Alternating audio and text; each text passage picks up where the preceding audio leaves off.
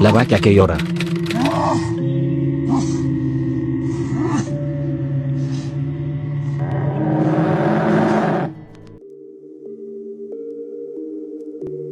Hola gato macabro. Quiero contarte algo que me ha perseguido desde niña. Me hizo ver a los animales de otra manera, y que me provoca pesadillas.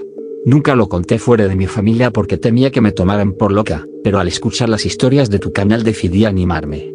Lo que viví ocurrió en Hidalgo, en el rastro municipal de Tula, donde mi papá trabajaba desde que yo tenía memoria. Para mí, el rastro era casi como un segundo hogar. Mi mamá trabajaba todo el día y muchas tardes mi papá prefería llevarme con él en lugar de dejarme sola. Era un ambiente macabro. Olor a líquido rojo, que nunca se iba de la ropa, chillidos de animales que presagiaban lo inevitable. Y hombres con manos fuertes, acostumbrados a cargar cuerpos enteros como si fueran costales. Crecí viendo esas escenas, y aunque a muchos les parecería traumático, yo lo asumía como algo normal. Sin embargo, había algo que me hacía sentir diferente. No todos los animales me parecían iguales. Había miradas que no parecían de este mundo, como si de verdad me suplicaran que entendiera su dolor. Y entre todos los animales que pasaron por ese lugar, hubo una que me marcó. Era una vaca de pelaje blanco con manchas negras, de cuerpo robusto, pero de mirada profunda, tan profunda que parecía humana. La primera vez que la vi tendría yo unos 8 años. Estaba en uno de los corrales, apartada, como si no quisiera mezclarse con las demás. Cuando me acerqué, levantó la cabeza y me observó de una forma que no puedo explicar. Era una mirada muy humana. Desde ese día me encariñé con ella. Cada tarde que acompañaba a mi papá, me escapaba un momento para llevarle algo, pan duro, una manzana, incluso pedazos de tortilla que guardaba de la comida. Ella siempre se acercaba despacio, olfateaba mi mano y comía con suavidad, sin brusquedad, como si entendiera que lo hacía de corazón. Comencé a hablarle. No sé por qué, pero sentía que me escuchaba. A veces me sentaba frente a la reja del corral y le contaba cosas de la escuela, o lo enojada que estaba con mi hermano mayor. Y lo más extraño es que, mientras yo hablaba, ella no apartaba la vista de mí, como si entendiera cada palabra. Esa vaca se volvió mi amiga. Con el tiempo, empecé a quedarme algunos turnos nocturnos con mi papá. Él hacía horas extras, revisando papeleo y asegurándose de que todo quedara listo para el día siguiente. A esas horas, los corrales quedaban en penumbras, iluminados apenas por un par de lámparas amarillas. El silencio del rastro era inquietante, interrumpido solo por los movimientos nerviosos de los animales. Fue en una de esas noches cuando lo escuché por primera vez.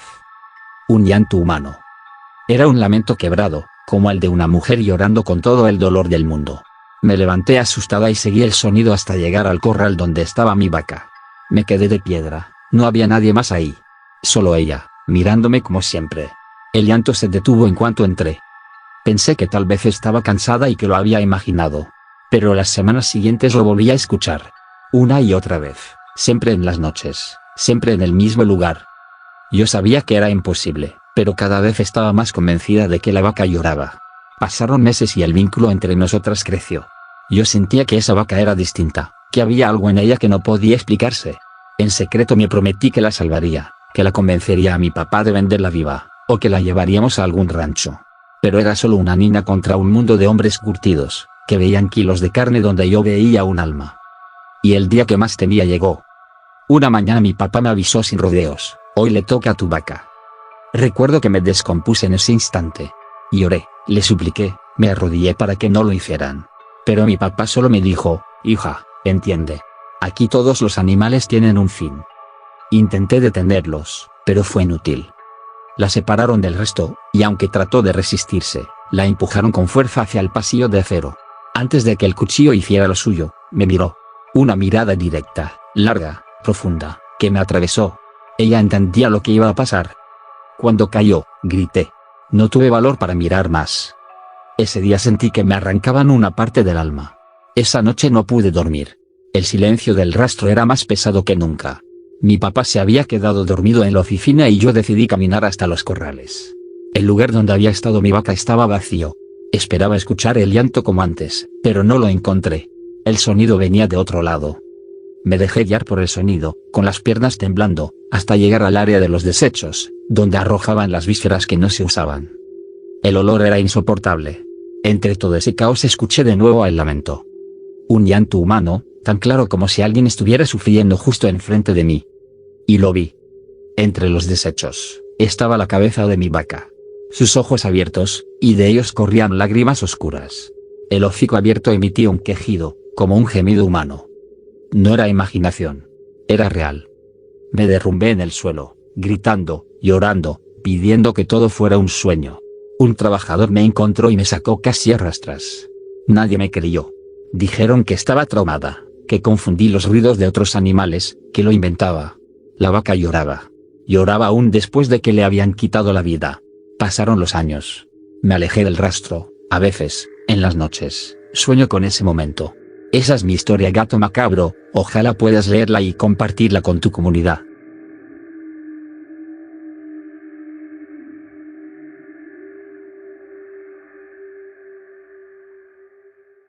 El chimpancé sin rostro.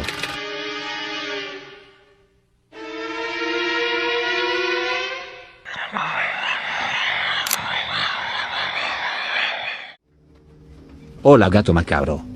Me llamo Elena Mwangi. Soy veterinaria y llevo más de 10 años trabajando en la protección y rescate de fauna silvestre en África. Mi profesión siempre me ha hecho confiar en la ciencia y en lo que puede explicarse. Pero hay una noche en particular que rompió esa seguridad. Trabajo en un centro de rescate cerca del santuario de Bandiambo, en Camerún, un área protegida de selva tropical de más de 600 kilómetros cuadrados. Es uno de los últimos refugios de los chimpancés Nigeria-Camerún, una subespecie que sobrevive entre la caza furtiva y la deforestación. Allí llegan animales rescatados de trampas, mercados ilegales y ataques de cazadores. El calor sofocante, las lluvias que caen sin aviso. Todo es parte de la rutina.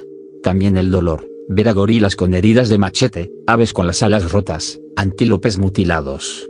Y aunque mi deber es curar y salvar, a veces siento que solo soy testigo de una guerra perdida contra la crueldad humana.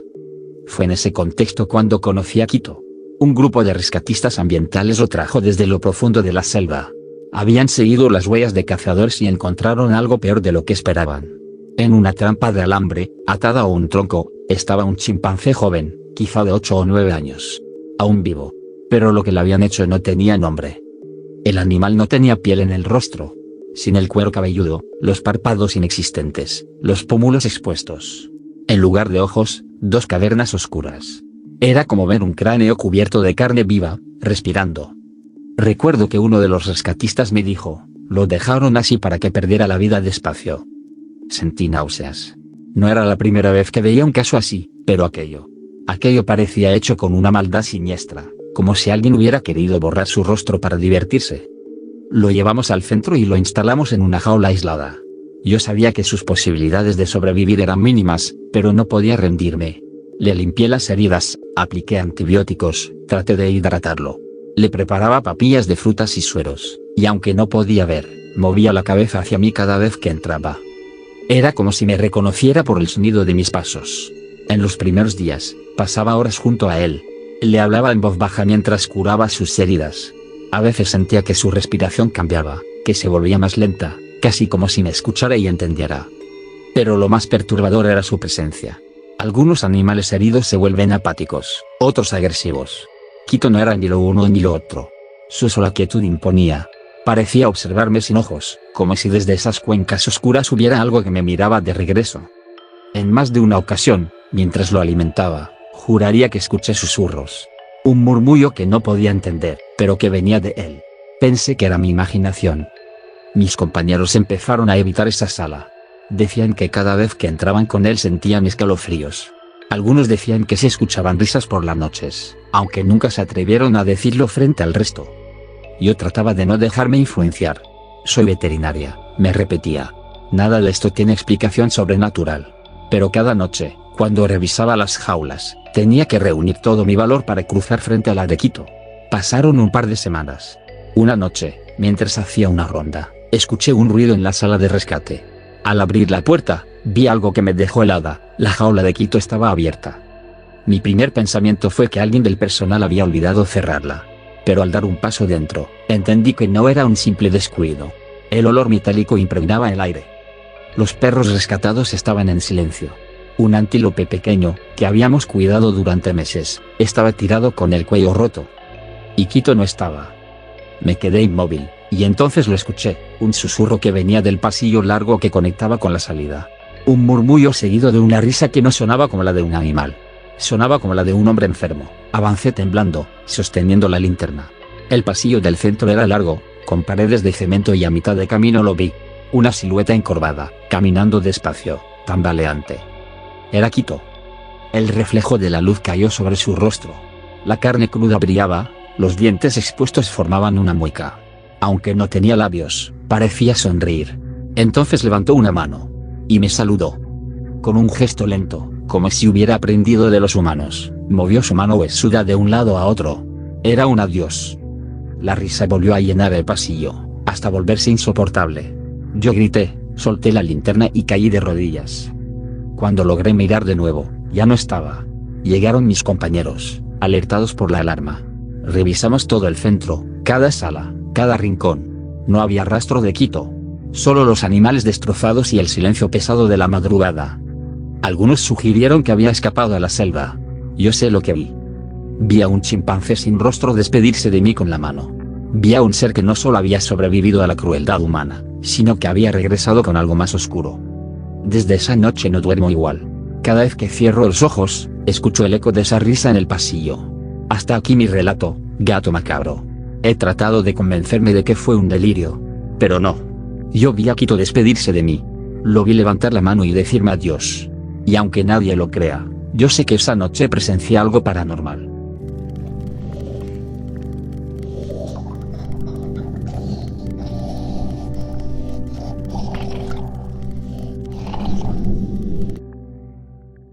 La cabra en la carretera de Morelos.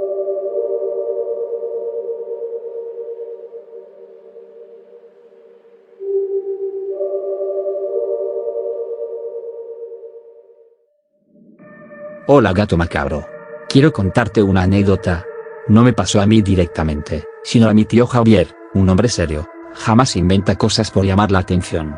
Él fue taxista en los años 90, y hasta la fecha, cada vez que recuerda esta historia, dice que nunca volvería a manejar de noche por esa carretera. Mi tío trabajaba con un sur viejo, dando viajes en la zona sur de la Ciudad de México y entrando con frecuencia al estado de Morelos. Era la forma de mantener a su familia porque acababa de nacer su segundo hijo y los gastos eran fuertes.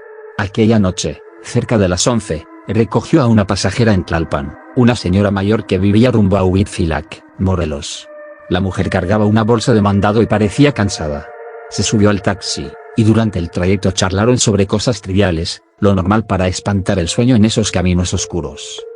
El viaje transcurrió con normalidad hasta que llegaron a una colonia cercana a la Jusco, ya dentro de la carretera rumbo a Huitzilac.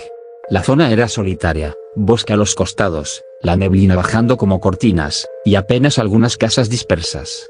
Cuando la señora bajó, antes de entrar a su casa, miró hacia un costado y se le petrificó el rostro. Volteó rápido a mi tío y le dijo en voz firme: «Váyase ya. No vea a la cabra». Luego cerró el zaguán con un portazo, dejando a mi tío desconcertado. Él, por supuesto, no obedeció. Al voltear hacia la esquina, la vio. Una cabra estaba parada en medio de la calle. Su pelaje era descuidado, las patas flacas y deformes. Pero lo que más lo inquietó fueron sus ojos, grandes, redondos, brillando con maldad. La cabra no parpadeaba. Mi tío decidió encender el motor y arrancar. Pero justo en ese instante, la cabra levantó la cabeza y abrió la boca. Lo que salió no fue un balido, fue un sonido grave, parecido a la voz de un hombre bajo el agua. Mi tío aceleró. El taxi vibraba en la carretera estrecha, pero al mirar por el retrovisor vio que la cabra lo seguía. Y no corría en 4 patas. La cabra se había incorporado sobre 2 patas. Caminaba, o más bien corría, como una persona. Su figura era grotesca, el cuerpo torcido de animal, pero moviéndose con la agilidad de un humano. Y lo peor era su boca, seguía abierta de forma antinatural, como si la mandíbula se hubiera desencajado para soltar aquel ruido grave. Mi tío apretó el volante con fuerza. No quería creerlo, pero ahí estaba, persiguiéndolo a una velocidad imposible. El ruido de las pezuñas contra el pavimento sonaba como martillazos. Intentó no mirar, pero cada vez que revisaba el espejo retrovisor, veía esa cosa más cerca. No parecía perder el equilibrio. Era como si algo se hubiera puesto un disfraz de cabra y ahora lo usara para correr detrás de él. Finalmente, al llegar a un tramo iluminado por un poste solitario, la cabra desapareció. No se desvió. Simplemente desapareció. Como si la niebla la hubiera tragado. Mi tío llegó a Cuernavaca esa noche sin recoger un solo pasajero más. Dice que sentía la garganta seca, como si hubiera estado tragando polvo. Al llegar a casa, se encerró sin hablar con nadie. Durante semanas, soñó con la cabra. Y en esos sueños, escuchaba risas. 2 risas femeninas, burlonas, que parecían venir del bosque. Mi abuela decía que en esas zonas del Ajusco y Morelos abundan los relatos de brujas, de bolas de fuego que bajan a los caminos y de animales que se transforman en cosas. Y que esas criaturas buscan cansar al hombre para luego llevarse su alma. No sé si eso fue lo que pasó. Lo único cierto es que, desde entonces, mi tío no volvió a trabajar en esa ruta. Ni de día ni de noche. Y hasta ahora, cada vez que alguien menciona el Ajusco, guarda silencio, como si temiera que recordarla sea suficiente para traerla de nuevo. Quiero dejar este testimonio en tu canal, Gato Macabro, porque creo que hay cosas que habitan nuestras carreteras y montes. Cosas que no son animales ni personas. Y si algún día vas por la carretera hacia Huitzila que escuchas pasos pesados detrás de ti, no voltees. Podría ser una cabra siguiéndote. Pero no será una cabra cualquiera.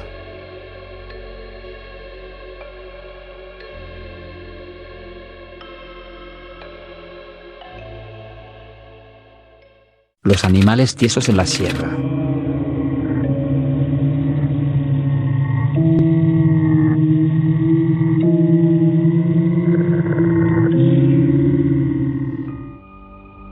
Hola, buenos días, tardes o noches, Gato Macabro. Hoy quiero contarte una historia que le pasó a mi abuelo y al hermano de mi abuelo.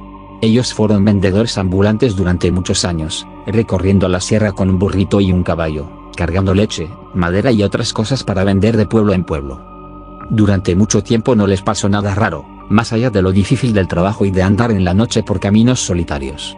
Pero hubo una ocasión, en un lugar lejano y poco frecuentado, donde algo inexplicable les sucedió. Mis abuelos solían contar que en esa región la gente hablaba mucho de nahuales y brujas. Decían que en los cerros aparecían luces extrañas y que en la oscuridad podían escucharse voces que no eran humanas. Ellos no creían demasiado en esas historias. Hasta esa noche. Era ya muy tarde. Venían de un pueblo pequeño al que rara vez iban porque estaba más apartado que los demás. El camino era lleno de piedras, rodeado de monte y silencio. Solo se escuchaban los cascos del burrito y del caballo, y de vez en cuando algún grillo. O el ulular de un tecolote. De pronto, empezaron a escuchar ruido. Mucho ruido. Voces. Era como si una multitud de personas caminara por el mismo sendero. Al principio pensaron que se trataba de algún grupo que regresaba de fiesta o que buscaba a alguien. Pero el sonido crecía demasiado rápido. Gritos, pasos, murmullos. Hasta parecía que llevaban antorchas, aunque no se veía ninguna luz. Mi abuelo y su hermano se miraron sin entender. El ruido era tan fuerte que juraban que en cualquier momento iban a ver pasar a toda esa gente frente a ellos. El burrito y el caballo, sin embargo, no reaccionaban como lo hacen los animales cuando algo extraño se acerca. No rebuznaban ni relinchaban, ni intentaban huir.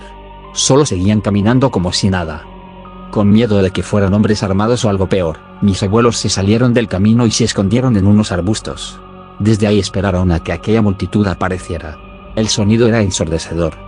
Cada vez estaba más cerca, hasta que parecía que los pasos y las voces estaban justo enfrente de ellos. Y, de repente, silencio. No había nadie. El camino seguía vacío. Esperaron unos minutos. Después de no escuchar nada, salieron de su escondite, confundidos. Y fue entonces cuando notaron algo que los heló por completo. El burrito y el caballo estaban muertos. Parados, inmóviles, como si fueran estatuas. Los ojos abiertos, vidriosos, la piel fría. No tenían sangre, no tenían heridas. Era como si en cuestión de segundos alguien les hubiera arrancado el alma. El hermano de mi abuelo, al ver a su caballo en ese estado, se quedó sin color en la cara.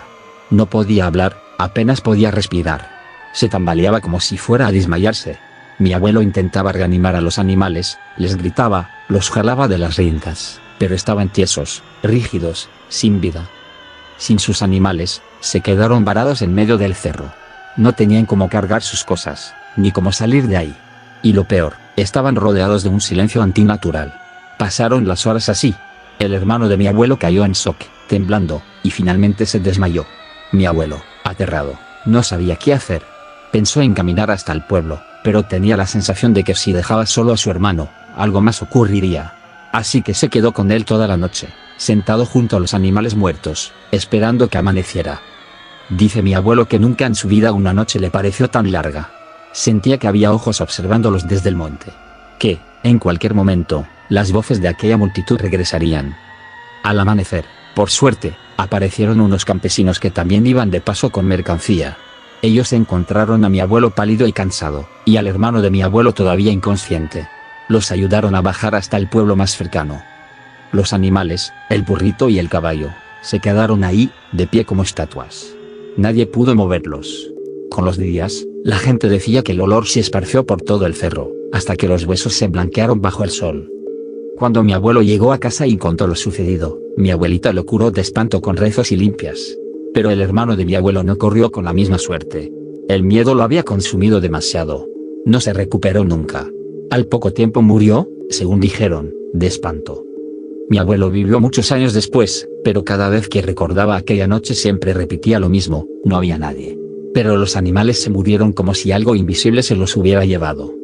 No sé si fue un mal encuentro con brujas, un conjuro en medio del monte o algo todavía más oscuro. Lo único que sé es que esa experiencia le costó la vida a un familiar, y desde entonces en mi familia creemos que hay cosas en la sierra que no deben tomarse a juego. Gracias por leer mi historia, Gato Macabro. Espero que la compartas, porque no es solo un mito. Es una advertencia: hay caminos que esconden presencias invisibles. Y cuando pasan, lo único que dejan atrás es silencio. Y muerte.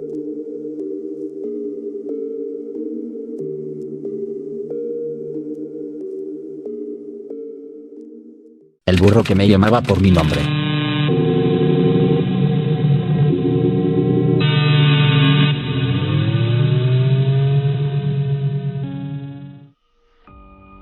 Hola, Gato Macabro. No soy de contar estas cosas, pero desde hace meses tu comunidad me ha dado valor para escribir.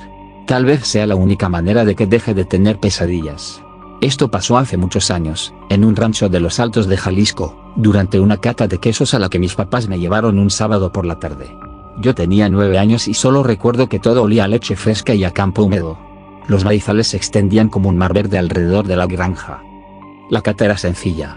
Habían puesto mesas largas con manteles y un queso seco que crujía apenas lo mordías. Los adultos probaban con galletas, hablaban de notas, de texturas, de palabras que entonces me parecían grandísimas. Los niños íbamos y veníamos entre los corrales, nos acercábamos a ver los becerros y luego corríamos hasta los límites del maizal. Yo estaba feliz porque me habían puesto una calcomanía con mi nombre, Mariana, escrito con plumón negro y un corazón al lado. Me gustaba mirar mi nombre en el pecho, como si fuera una medalla. No recuerdo exactamente a qué me distraje, quizá me alejé a ver cómo las hormigas hacían su camino. El caso es que, cuando subí la mirada, el maizal parecía más alto, más hondo, como si hubiera crecido de golpe. Entonces lo escuché. Mariana.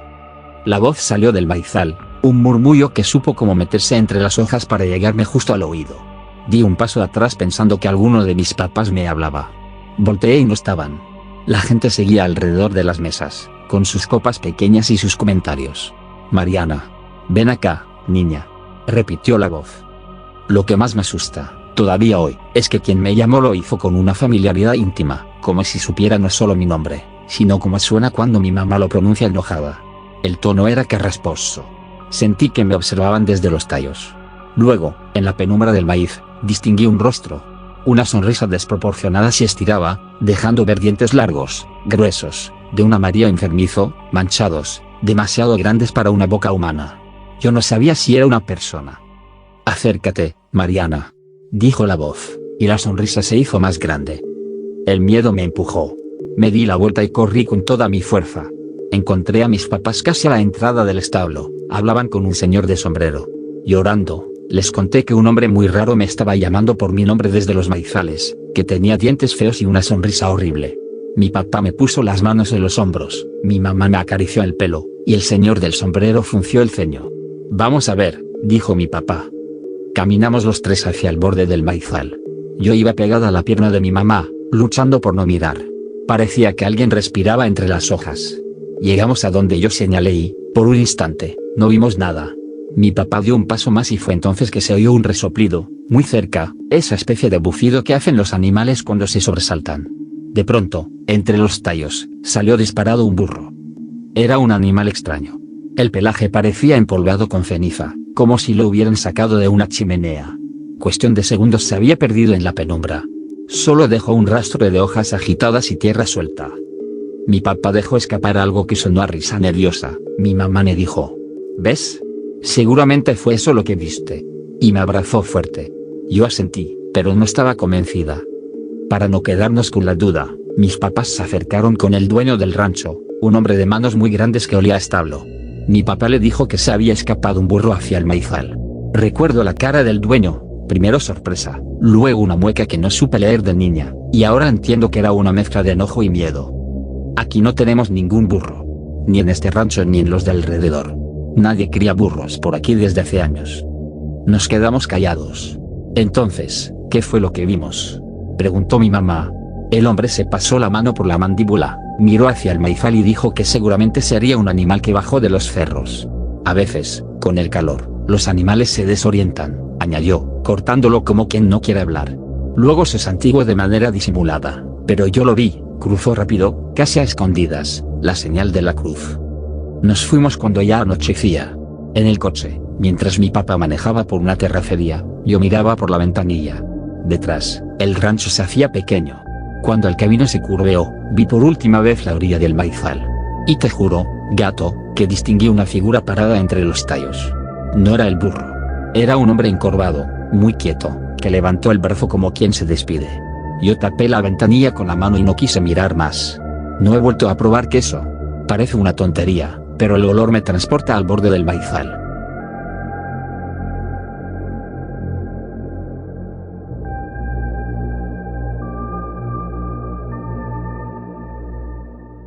La risa de dos. Foto real.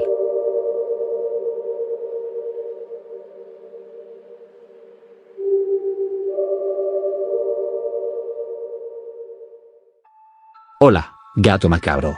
Soy mamá de dos niños pequeños y lo que voy a contar pasó hace unos meses, en nuestra casa. Todo empezó con un sueño que me dejó temblando. Soñé que una bruja se llevaba a mi bebé. La vi clarito, una figura flaca, con brazos larguísimos y dedos huesudos, que levantaba a mi hijo como si fuera pluma. En el sueño quise gritar y no pude. Sentí un olor raro, como a tierra húmeda y escuché risas, pero no era una sola.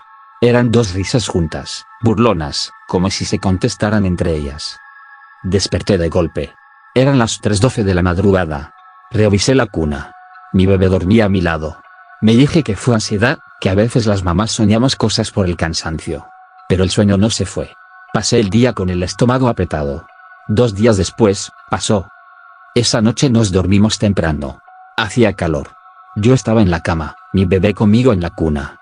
Mi esposo roncaba a medias. Oí un golpe, como si algo se hubiera estrellado contra la pared del cuarto de mi hijo mayor. El sonido me puso de pie sin pensar. Crucé el pasillo y empujé la puerta. La ventana estaba cerrada. La cortina quieta. Pero el golpe había sido real. Miré la cuna de mi hijo y no estaba. Vi que la cobija de mi bebé estaba perfectamente hecha rollito, acomodada al lado de mi almohada, como si alguien la hubiera doblado con calma. Un vacío en el estómago. Volví a ver la cuna y sentí algo debajo. Me agaché. Ahí estaba mi bebé. Abajo de la cuna. Boca arriba. Calladito. Con los ojos muy abiertos, como si acabara de despertar. Lo levanté de un jalón. Revisé su cabecita, su espalda, sus brazos. Ni un golpe. Ni un raspón. Entonces vi sus piernas. Tenía marcas. En su muslito. No eran rasguños. Eran como hundimientos morados alargados, separados, con la forma exacta de dedos. Dedos muy delgados, huesudos. Me temblaron las manos. Lo pegué a mi pecho. En ese segundo, detrás de mí, desde la esquina del cuarto, se oyó una risa. Burlona. Y justo cuando quise creer que era mi cabeza, otra risa le contestó, idéntica, un poco más lejos en el pasillo. 2 risas, como si jugaran. Grité a mi esposo. Encendió luces. Buscó por toda la casa. Debajo de la cama. Dentro del closet. Detrás de la cortina. Nada. El perro de la vecina ladraba hacia nuestro techo. Mi esposo dijo que tal vez yo, medio dormida, había movido al bebé sin querer. No lo juzgó, era la explicación más fácil. Yo no discutí. Pero en el fondo supe que no. Yo había soñado a esa bruja. Yo había escuchado esas risas. Y mi bebé tenía dedos marcados en la piel. A la mañana siguiente las marcas seguían, más suaves, como si ya estuvieran cambiando de color. Las fotografié.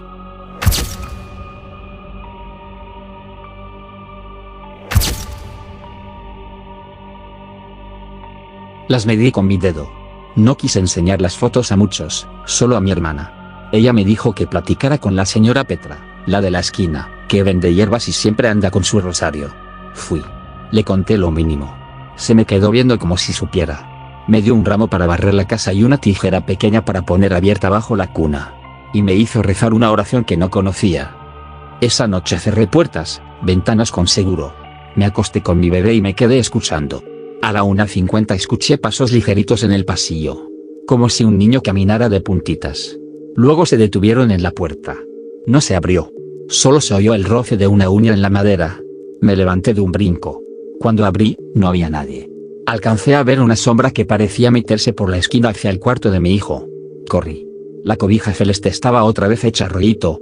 Esta vez sobre el piso, junto a mis pies. Pasaron varios días sin nada más que ruidos. Una vez encontré granitos de arena en la sábana, justo a la altura de los pies del bebé. La segunda vez que lo vi fue la peor. Eran las 3 y algo. Estaba yo sentada en la orilla de la cama, con la luz del celular apenas alumbrando, cuando una sombra larguísima se proyectó en la pared. No venía de la ventana ni de mí. Era el contorno de un brazo flaco, huesudo, que se estiraba hacia la cuna.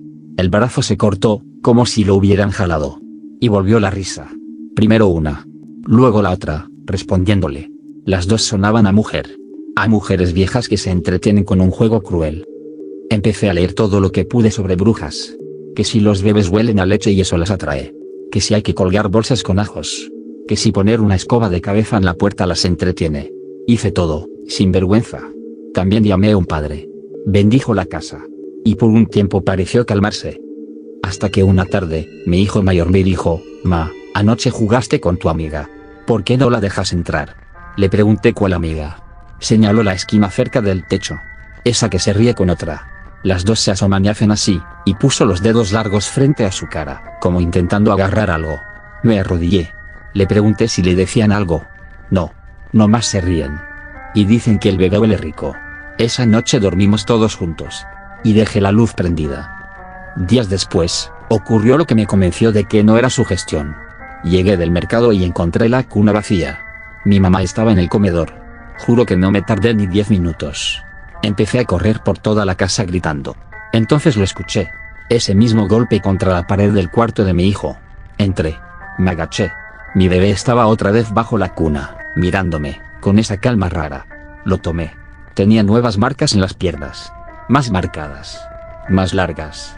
E idénticas. Los mismos 5 dedos flacos, clavados en su piel. Fue cuando nos mudamos de cuarto. Pusimos la cama en el centro, lejos de paredes y ventanas. Mi mamá vino a quedarse una semana. Ella fue la que vio la última cosa. Eran casi las 4. Yo apenas iba por agua cuando la escuché susurrar mi nombre desde el pasillo. Corrí.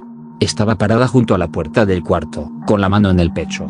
Me señaló el marco de la puerta del cuarto de mi bebé, 2 marcas de mordidas en la madera, semicirculares, como si alguien hubiera puesto la boca y apretado. Las toqué. Estaban tibias. Desde entonces, las risas ya no se oyen todos los días. Pero cuando regresan, siempre son 2. A veces las oigo en la azotea, como si caminaran descalzas allá arriba, jugando carreras, dejando esa risa de burla. El pediatra dijo que las marcas podrían ser de mis propios dedos por la forma de cargar. Lo aceptaría si no fueran tan finas. Si no fueran tan largas. Te mando este relato, gato, porque sé que a muchos les pasa y no lo cuentan por miedo a que se rían. Yo soñé que una bruja se llevaba a mi bebé. 2 días después casi se lo llevan. Lo alcancé a agarrar porque escuché el golpe en la pared y porque Dios me dio piernas. Si alguien que te escucha está pasando algo parecido, que bendiga su casa, que pida ayuda.